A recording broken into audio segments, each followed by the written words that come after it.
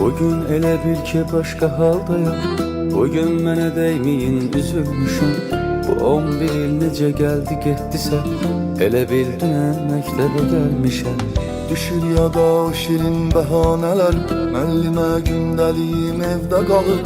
Dərsə girməmək sonra daha nələr, adam utanır indi yadına salır. Elə bir imkan olaydı əldə ki, qaytaraydım geri məktəb illərin.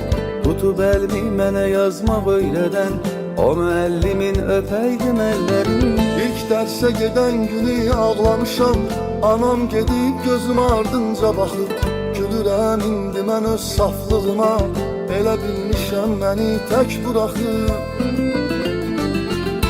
O son zəng çaldı, bizi bizdən ayırıb aldı. Beləcə xatirələr qaldı.